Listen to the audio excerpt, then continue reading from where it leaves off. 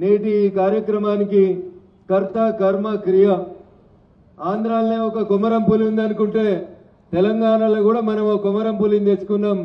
మల్కా కొమరయ్య గారు టీచర్స్ నుంచి ఎమ్మెల్సీగా పోటీ చేస్తున్నటువంటి మల్కా కొమరయ్య గారు ఎట్లయితే ఢిల్లీలో 12 సంవత్సరాల కేజ్రీవాల్ పాలనకి చరమగీతం పాడినరో ఈడ కేసీఆర్ పాలనకి చరమగీతం పాడి వచ్చిన కాంగ్రెస్ మార్పు చేస్తాం అంటే ఏం మార్పు వచ్చిందో మా రిటైర్డ్ అయినటువంటి ప్రభుత్వ ఉద్యోగులు ఆలోచించాలి. మార్చి 2024 నుంచి ఇవాళ దాకా దగ్గర 8,000 మంది ప్రభుత్వ ఉద్యోగులు రిటైర్డ్ అయినరు. ఎంతమంది అన్న?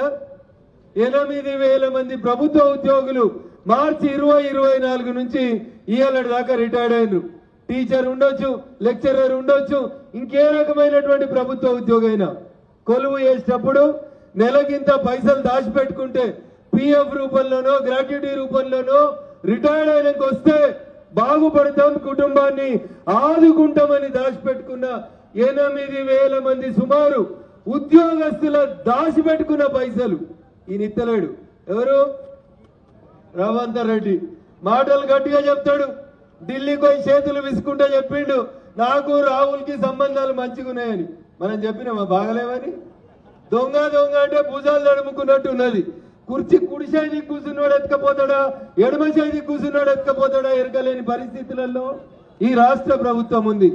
14 నెలలలో 8,000 మంది ప్రభుత్వ ఉద్యోగులు రిటైర్డ్ అయితే ఒక్కలకు కూడా పెన్షన్ లేదు, గ్రాట్యుటీ లేదు, వాళ్ళు దాచుకున్న పైసలు వాళ్ళకి ఇచ్చేటువంటి పరిస్థితి లేదు.